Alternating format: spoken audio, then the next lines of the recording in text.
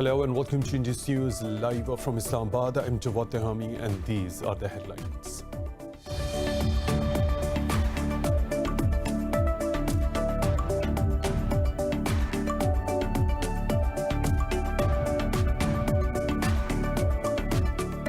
Indian occupying forces have martyred two more unarmed Kashmiri civilians in illegally occupied Jammu and Kashmir. The two Kashmiri youths were killed during a military crackdown in the Anantnag district. Indian occupation troops have killed over 300 Kashmiris since New Delhi revoked the valley's special status in August last year.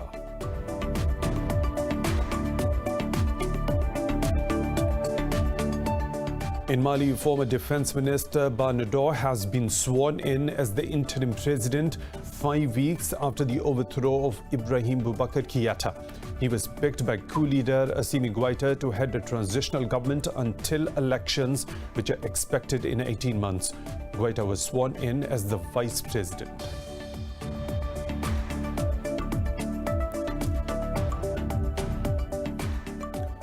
North Korea has expressed regret over the killing of a South Korean citizen, saying he was killed to contain the potential spread of coronavirus. In a briefing, Seoul's National Security Advisor says North Korea's supreme leader Kim Jong-un sent a letter to the South Korean President Moon Jae-in to apologize for the incident, saying he hopes the confidence between the two sides is not damaged.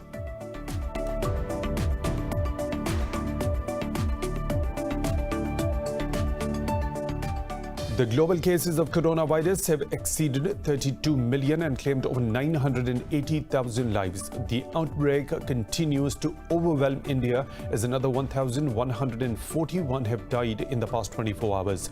While over 86,000 people have tested positive, the country's death toll has crossed 92,000 mark with over 5.8 million infections. In Pakistan, 7 COVID-19 patients died overnight, taking the tally to 6,444.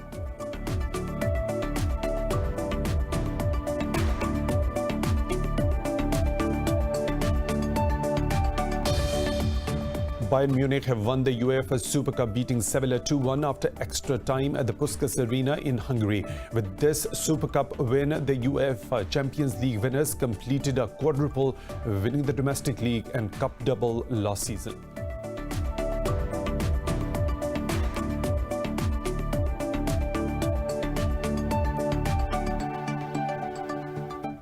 Those are the headlines and detailed stories right after a short break. Stay tuned.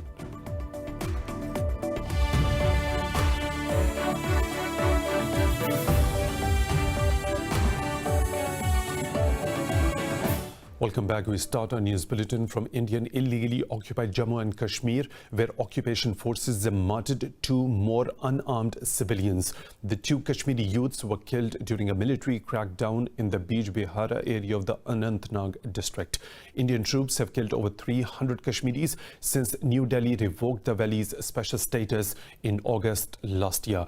The occupied valley is under India's crushing curfew and communication blackout for the last 417 days. Meanwhile, a group of 7 Tory MPs have relaunched a group named the Conservative Friends of Kashmir, aimed at campaigning for self-determination in Kashmir. In its statement, the group said they advocate to end human rights abuses in Indian-occupied Jammu and Kashmir. The group of British parliamentarians includes Paul Bristow, James Daly, Jack Britton and Steve Baker. They represent constituencies with significant Pakistani populations. The MPs rejected the severe criticism from pro-India members of the Tory party. President of Azad Kashmir, Masood Khan, has expressed gratitude over the relaunching of the Conservative Friends of Kashmir. In a related development, Pakistan has hailed the Organization of Islamic Cooperation's role in raising the issues of Palestine and Indian illegally occupied Jammu and Kashmir. In a virtual address to an OIC seminar, Pakistan's Foreign Minister Shah Mahmood Qureshi said the body raised its voice against Indian and Israeli atrocities through its resolutions and statements. He said New Delhi's continued suppression of the unarmed Kashmiris is a great human tragedy and called to resolve the issue under UN resolutions. The foreign minister said the OIC platform aims to unite the Muslim world to resolve global Muslim issues under a common strategy. The Taliban have blamed Kabul's hardline stance and divisive rhetoric for the delay in talks over the core agenda of the intra-Afghan negotiations in Doha. Taliban spokesperson Zabiullah Mujahid says the government's anti-Taliban rhetoric, slander and lies are denting Afghans' trust in the peace process. Mujahid criticized a recently published work by the Afghan government calling it war literature and a distortion of the peace talks. He says certain individuals in the government are polluting the environment of the intra-Afghan negotiations. The spokesperson accused President Ashraf Ghani of calling for a ceasefire while launching fresh attacks on the Taliban. Mujahid said Washington should tell Kabul that the time for propaganda and anti-peace rhetoric is over. The US has now imposed sanctions on 2 Iranian individuals and 4 entities. In a statement, the US Treasury Department said the target list includes Iranian judges who sentenced a wrestler, Naveed Afkari, on September the 12th. The list also includes Shiraz Revolutionary Court and many prisons in the country. US Secretary of State Mike Pompeo said all the designated individuals and entities are responsible for the gross violations of human rights. He accused the Iranian government of transforming its system of justice into a cruel system of repression. Iranian authorities had charged 27-year-old Iranian wrestler Naveed Afkari with killing a security guard during the 2018 protests in Iran. Russia's Foreign Minister Sergei Lavrov says Moscow hopes to take new measures to maintain the 2015 Iran nuclear deal. In a joint press conference with Iran's Foreign Minister Javad Zarif, Lavrov said Russia is cooperating with the participants who adhere to the deal. Lavrov said Moscow will not take into account the illegal and unacceptable unilateral actions by Washington. He said the US sanctions against Iran will not influence Russia's policy on Iran. Meanwhile, Zarif said both the countries have had productive talks on military cooperation. He said the 2 countries can also sign a military contract after Iran's arms embargo is lifted. Iran's Revolutionary Guards have unveiled a new naval base near the Strait of Hormuz. State media quoted the Guards commander as saying the base has been built to control the entry and exit of the naval vessels at the entrance to the Gulf. Major General Hossein Salami said this location is one of the country's most strategic defensive points. His remarks come days after a US aircraft carrier passed the waterway to enter the Gulf. In June last year, Iran shot down a US drone over the strait after it allegedly violated its airspace. Meanwhile, Tehran's foreign ministry described Saudi King Salman bin Abdulaziz's accusations as baseless. In his video address to the UN General Assembly, the king said Iran exploited a 2015 nuclear deal with the world powers to intensify its expansionist activities. The 2 biggest Palestinian factions, Fatah and Hamas, have agreed to hold the first elections in Palestine in nearly 15 years. Polls will be scheduled within 6 months under a deal agreed by Fatah, the Palestinian Authority, and Hamas. The factions renewed reconciliation efforts after Israel reached diplomatic accords this month with the United Arab Emirates and Bahrain. The development dismayed Palestinians and prompted their leaders to try to present a united front. Officials from both the groups held meetings in Istanbul for the past 2 days. They said the vote will be in stages, starting with the parliament, then electing a new president, and finally choosing members of the Palestine Liberation Organization. The rivals have been unable to repair a rift from 2007 when Hamas seized the control of the Gaza Strip. Bahrain says normalization deal with Israel should lead to end Palestinian-Israeli conflict through a 2-state solution. Addressing the UN General Assembly, King Hamad bin Isa Al Khalifa called for intensified efforts to end the conflict in the Middle East. King Hamad said the issue should be resolved through Arab Peace Initiative to establish an independent Palestine with East Jerusalem as its capital. He said the declaration to establish relations with Israel is a refined message that Bahrain wants fair and comprehensive peace. Hamad's remarks come a day after an Israeli official delegation made the first visit to Bahrain since both the countries signed the deal. The Palestinian Authority says it has suffered a 70% drop in foreign aid in 2020 after a 50% drop last year. Officials say the recent normalization deals between the Gulf and Israel have led to a sharp decline in financial support from the Arab states to Palestine. Palestinian Finance Ministry in Ramallah says it has received no funds from the Arab countries since March. Palestinian Foreign Minister Riyad al-Malki said most Arab countries didn't pitch in the $100 million pledge in the Arab summits. Arab aid during the same period dropped by 85% from $267 million in 2019 to $38 million in 2020.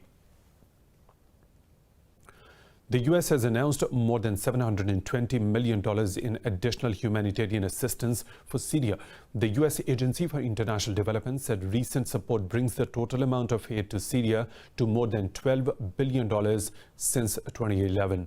It said the U.S. AIDS Bureau for Humanitarian Assistance will provide urgently needed food, shelter, medical care, and will support Syrians' earned income. The agency said this assistance will bolster coordination and information management for the overall humanitarian response in Syria. U.S. Secretary of State Mike Pompeo said international community must remain committed to meeting the increasing needs of the Syrian people. He called for holding the Bashar al-Assad regime accountable for its devastating military campaign and brutal disregard for human rights. 2 civilians have been killed and 12 others wounded in a car bomb attack in northeastern Syria. Turkey's Ministry of National Defense accused PKK terrorists of detonating a bomb-laden car in the town of Tal Halaf. Turkey's military conducted Operation Peace Spring in northeastern Syria to clear it from the PKK militants. Ankara said the operation was launched to secure Turkey's borders. The UN says lack of funding in Yemen is crippling humanitarian aid operations and pushing the country closer to famine. Criticizing the funding situation, spokesman Stefan Dujarric said 15 out of 41 major UN programs have already been reduced or shut down. Dujarric said 20 million people in Yemen are facing food insecurity. He said about 2 million children need treatment for acute malnutrition, as 360,000 of them are at risk of dying. The spokesman said 30 more aid and assistance programs will close or reduce services in the coming weeks. Meanwhile, Yemen's President Mansour Hadi has asked for urgent international economic support for the government to face the economic challenges. In a letter to the annual United Nations General Assembly, Hadi said the imposed war on Yemen caused a humanitarian catastrophe in the country. United Nations has declared the humanitarian crisis in Yemen as the worst ever to hit any state. North Korea has expressed regret over the killing of a South Korean citizen, saying he was killed to contain the potential spread of coronavirus. In a briefing, Seoul's national security advisor says North Korea's supreme leader Kim Jong-un sent a letter to South Korean President Moon Jae-in to apologize for the incident, saying it hopes the confidence between the two sides is not damaged. South Korea's national security advisor says Kim apologized for disappointing President Moon and other South Koreans. Pyongyang says its troops near the Western Sea border fired over 10 shots against the man intruding into the North's waters. It says the border forces burned the floating material carrying the man after his body disappeared. Earlier, South Korea's defense ministry says it was tightening its military readiness posture in the wake of the killing. Seoul said the military is closely monitoring North's troop movements to swiftly react to any aggression and to prevent the escalation of tensions. More stories to follow, but right after a short break. Stay tuned.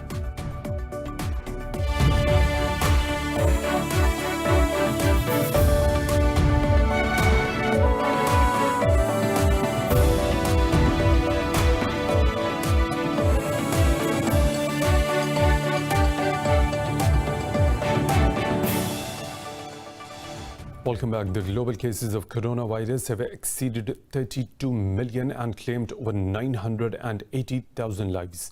The outbreak continues to overwhelm India as another 1,141 have died in the past 24 hours, while over 86,000 people have tested positive. The country's death toll has crossed 92,000 mark with over 5.8 million infections.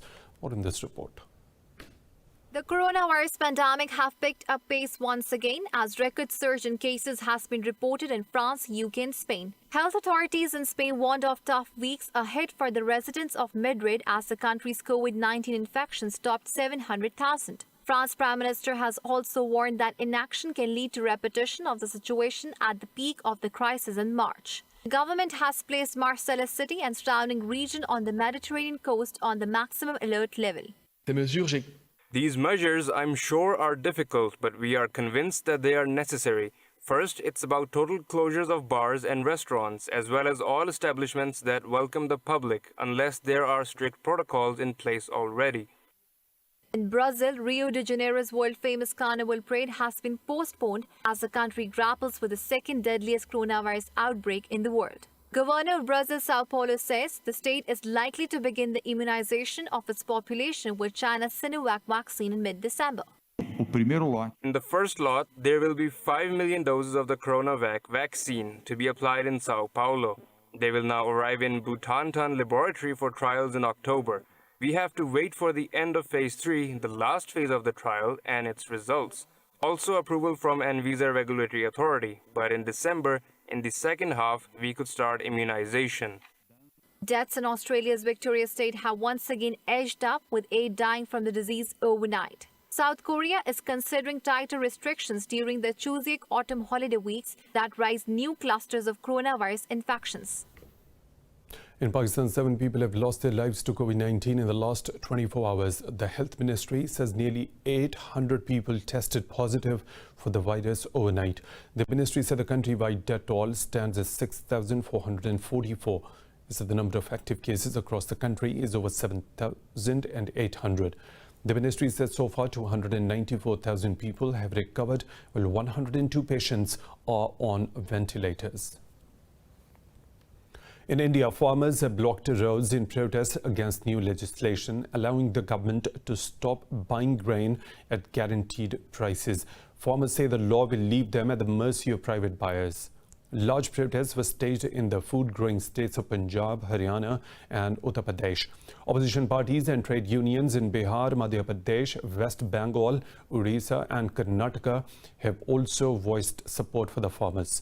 Similar protests were staged in Prime Minister Narendra Modi's home state of Gujarat in western India. The main opposition Congress party has called the bills black law and pro-corporate, accusing Modi of making farmers slaves of the capitalists. In Mali, retired Colonel Banador has been sworn in as interim president during a ceremony in capital Bamako. He is tasked with presiding over an 18-month transition back to civilian rule following last month's military coup. Mali's military leader Colonel Assimi Goïta was sworn in as the vice president of the transition. Officials hope the inauguration of Nada will lead to the lifting of economic sanctions imposed by the West African neighbors. On Wednesday, ECOWAS envoy Goodluck Jonathan said he hoped sanctions will be lifted following Nada's inauguration.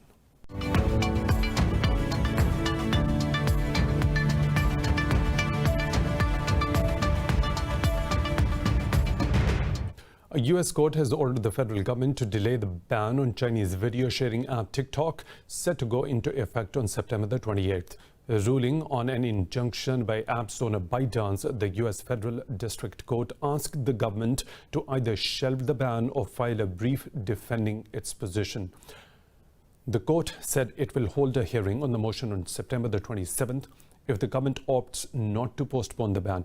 TikTok and ByteDance argue the administration has acted without proper due process and is in violation of the First Amendment. ByteDance has asked for the delay as it seeks governmental approval for its proposed takeover deal with Oracle and Walmart for its U.S. operations.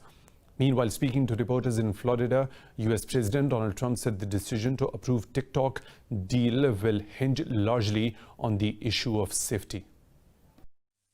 They're working to see if they can make a deal. And if they make a deal, they'll have to bring it to me, and I'll either approve it or not. To me, safety is the predominant factor, and we'll see if they can do that. But they're moving along, and let's see what happens. European stocks are trading mixed as investors continue to monitor coronavirus developments and the prospects of the economic recovery. The pan-European stock 600 have inched slightly above the flat line, with telecoms adding while tech stocks fell. London's FTSE gained fractionally, while Italy's FTSE MIB has shed marginally. Frankfurt's DAX and Paris's CAC 40 have slipped around 0.5%. Earlier stocks in Asia Pacific also traded mixed, with Chinese, Hong Kong bourses edging lower. While Japanese stocks, Seoul's Kospi and Australia's ASX 200 gained.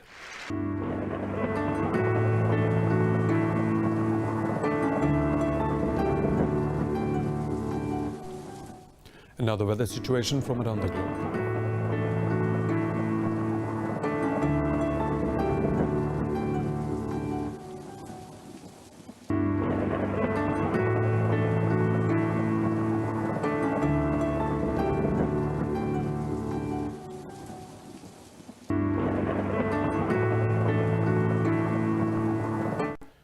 And that is all for now. For the latest updates, you can follow us on social media at Indus.News.